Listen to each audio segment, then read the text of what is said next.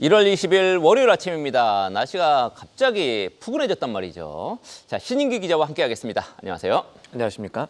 오늘 장 중요한 키워드 4개 보겠습니다. 트럼프 역시 가장 중요한 키워드.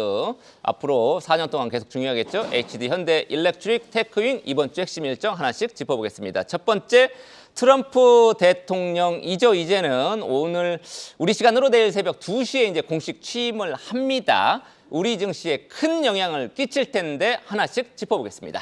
일단은 트럼프 2기 행정부가 출범했다는 얘기들에 대한 맥락과 지금 오늘 주변 상황 여건부터 좀 살펴보겠습니다. 주말 사이에 미 증시는 일단 상승 마감했습니다. 현지에서는 지난해 11월 도널드 트럼프 미 후보가 당시 대선에서 이겼을 때 규제 완화 기대감으로 증시가 상승했던 그 모습이 재현되고 있다는 분석들이 나오고 있고요.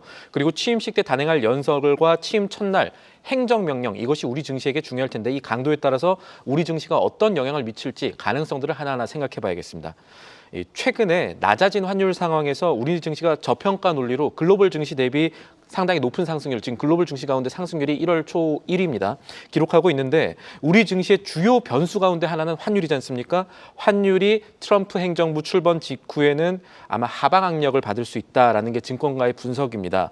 상상인 증권 같은 경우가 보고서를 냈었는데 트럼프 행정부가 중국에 즉각적으로 관세를 부과할 가능성이 높다면서 이 경우에 현재 달러당 7.3위안 정도인 중국의 위안화 가치가 더 떨어질 수가 있다고 봤습니다. 그리고 외환시장에서 이 아시아권 통화는 같이 움직입니다. 그래서 특히나 우리나라 원화는 중국 위안화의 프록시라고도 얘기를 합니다. 그러니까 중국의 위안화가 움직일 땐 우리도 같이 움직인다는 이야기인데 트럼프가 중국을 어떻게 대하느냐가 환율 측면에서 우리나라의 중요한 변수라고 볼 수가 있겠고요.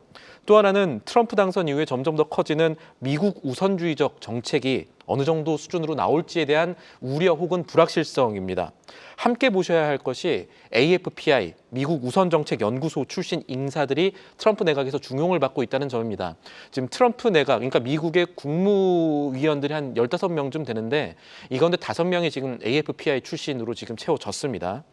관련해서 미국 자국 우선 중심주의에 기반했던 이런 행정명령들이 취임 첫날부터 대거 나올 것으로 전망이 되는데 AP 같은 이 외신들에서는 충격과 공포 수준의 행정명령과 관련 조치가 100개 이상 나올 수 있다. 취임 첫날에 이렇게 보도를 하기도 했었지요.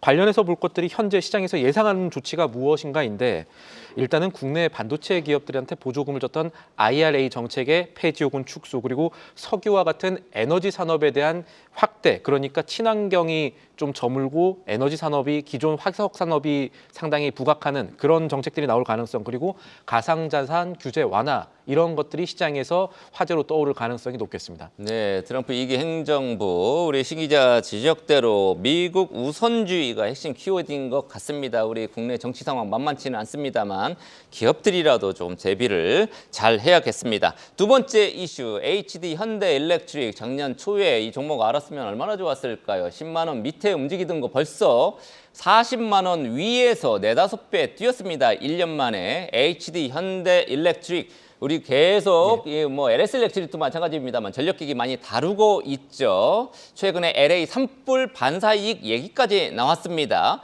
투자를 그래서 최대 규모로 단행한다면서요. 그렇습니다. 이게 창사 이후의 최대입니다. 1977년에 현대중공업 중전기 사업부로 이제 출발했었던 예전에 현대중공업 사업부였던 HD 현대일렉트릭이 이 한국경제신문 보도가 나왔었는데 4천억 원 정도를 내년까지 투자를 해서 울산과 엘러베마 공장 증설에 나선다는 내용이고요.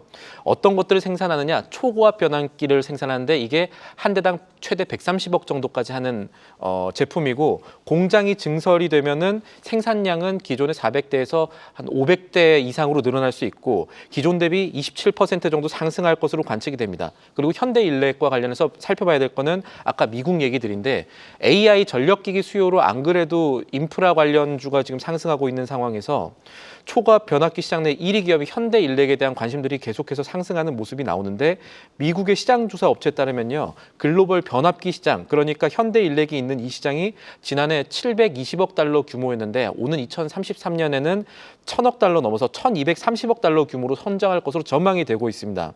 그리고 현대일렉 측도 자체적으로 미국 내 전력망 교체 수요가 앞으로 5년에서 10년까지 지속되는 슈퍼사이클을 누릴 것으로 전망을 했기 때문에 이런 창사 이래 최대 투자를 했을 것으로 보여지고요. 현대일렉이 지금 오늘 실적을 내놓습니다. 그래서 오늘 실적, 잠정 실적과 관련해서 어느 정도 얘기를 할 건가 또 같이 봐야겠지만 일단은 잠정 실적에서 나온 것이 지난해 연매출 규모 3조 9,800억 원 수준이었습니다. 3조 8,900억 원 수준이었습니다.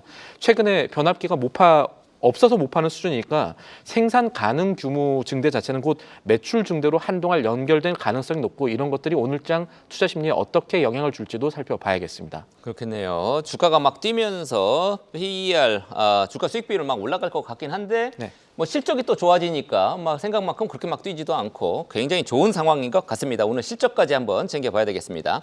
테크윙이라는 회사가 있습니다. 드디어 삼성전자의 양산 수주, 양산 납품에 성공했다. 이 소식이 전해졌죠. 이거는 수주 규모가 얼마나 되는지 자체보다는 이 내용 자체가 나온 게 이 테크윙 투자자들한테 그리고 증권가에서도 상당히 긍정적으로 보여지는 부분입니다. 테크윙이 지난 금요일에 HBM 고대역폭 메모리 테스트 장비인 큐브 프로버를 수주했다는 소식에 주가가 1차적으로 상승했는데 증권가에서는 이제 시작이라는 분석이 나와서 테크윙에 대한 상승 모멘텀이 이어질지가 오늘장의 관심 포인트가 되겠습니다. 한국투자증권의 보고서였는데요. 보고서 제목이 스토리는 시작되었다였습니다. 맥락이 있는데 한국투자증권이 지난달 12월에 스토리는 이제 시작이라는 보고서를 내온 것도 그렇고 삼성증권도 테크윙에 대해서 악재의 끝자락이 가까워지고 있다라는 보고서를 내놨었는데 그런 신호탄들이 이번 수주권이 될 수 있다는 얘기입니다. 이 테크윙이 이번에 양산에서 공급하기로 한 큐브 프로버라는 것이 이 한미반도체 TC본도처럼 투자자들이 수주 소식을 기다려왔던 테크윙 주가의 사실 핵심 재료입니다. 그동안에 이 악재라는 얘기는 고객사에 대한 퀄 테스트가 계속해서 지연되면서 원래는 지난해에 수주를 해야 됐던 게 못했으면서 계속해서 주가가 좀 주춤거리는 모습이 있었는데 이번에 공급 소식이 나온 겁니다. 한국투자증권 같은 경우가 테크윙 큐브 프로브의 기존 퀄 테스트 통과 시기가 지난해 11월이었었는데 테스트 과정이 복잡해 늦어졌다고 평가를 하면서 이것을 무조건 나쁘다고만 보는 게 아니라 그만큼 큐브 프로브의 기술적 장벽이 높다라는 것을 의미하고 독점적 지위가 이렇게 되면 1년 이상 유지될 것으로 고평가를 했습니다. 그리고 삼성전자 외 나머지 고객사 테스트도 빠르면 오는 3월에 양산 수주가 가능할 것으로 기대를 했고 이에 따라서 올해 이 매출이 나와봐야 알겠지만 지금 전망치만 보면은 2025년 기준으로 1년 전보다 173% 증가한 5,244억 원 기록할 것으로 봤고요. 이것도 보수적으로 잡은 수치라는 게 증권가의 설명입니다. 스토리가 이제 막 시작됐다라는 문구가 인상적입니다. 오늘 월요일이니까 이번 주 핵심 일정 챙겨봐야 되겠죠. 네, 일단 오늘 봐야 될 것들은 우리나라엔 현대 일렉트릭 실적 나오는 거 제가 말씀드렸고 그리고 아마 경제지표 가운데는 중국을 좀 먼저 봐야 될 것 같습니다. 중국이 지금 상황이 나쁘지 않습니다. 지난주 금요일에 지난해 성장률 5%를 사수했다라는 데이터를 중국이 내놨죠. 이것은 글로벌 시장치 예상보다 0.1%포인트 높은 상황입니다. 이 중국의 추가적으로 경기 부양을 위한 금리 인하가 나올지가 관건인데 이것이 오늘 결정됩니다. 1월 대출우대 금리 LPR 이것이 오늘 금리가 내려갈까 아니면 동결될까에 따라서 시장이 움직일 가능성이 있습니다. 중국은 지난 2개월 연속으로 1년물과 5년물 모두 동결했었는데 1년물은 기업 대출금리, 시중 대출금리 말하고요. 5년물은 주택담보대출과 영향을 미칩니다. 그래서 달러화 강세가 변수지만 시장에서는 중국이 금리를 다시 내릴 수 있다라는 관측들도 나오고 있습니다. 그렇게 되면은 경기 부양책으로 인식이 돼서 증시에는 중국과 우리나라 둘 다 나쁘지 않은 상황이 될 것이고요. 21일은 당연히 트럼프 대통령 취임식 얘기가 가장 중요할 겁니다. 우리나라 수출 데이터도 중요하지만 미국 시간, 우리나라 시간으로 새벽 2시에 나오니까 이 취임식과 함께 행정 명령들이 나오게 되는데 내일 머니플러스 특집에서 저희가 이 내용 중점적으로 다룰 예정입니다. 그리고 다음 날인 21일 수요일에는 기아와 LG 디스플레이 실적 나오고요. 그리고 수요 측에서 76조 원 물렸던 IPO 대여였죠. 이 LG CNS가 21일부터 22일까지 공모 청약을 한다. 이것도 살펴보시면 되겠습니다. 23일 목요일에는 우리나라 4분기 GDP 속보치가 나옵니다. 사실 그렇게 좋을 것으로 전망되지가 않아서 걱정이 조금 있을 텐데 또 하나 봐야 될 거는 기업 실적 측면에서 현대차, SK 하이닉스, 우리나라 대형주 실적 나오고 그동안 말도 많고 탈도 많았던 고려아연의 임시주총도 있습니다. 그리고 미국에서는 경기 선행지수인 컨퍼런스 보드 선행지수 최신 데이터 나오고요. 다음 날인 금요일은 거시정책, 그러니까 통화정책에서 중요한 부분 중에 하나인 BOJ, 일본은행의 일본 기준금리 결정이 됩니다.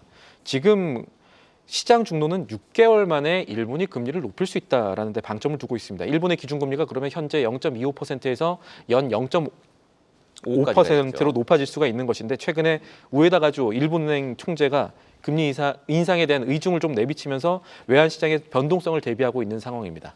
가장 중요한 트럼프 취임 바로 내일 새벽 2시 예정이 돼 있습니다. 이번 주에 이 밖에 SK하이닉스나 현대차 실적 발표 있고 일본은행의 기준금리 결정 이번 주 금요일에 예정돼 있다는 얘기까지 들어봤습니다. 지금까지 신인규 기자였습니다.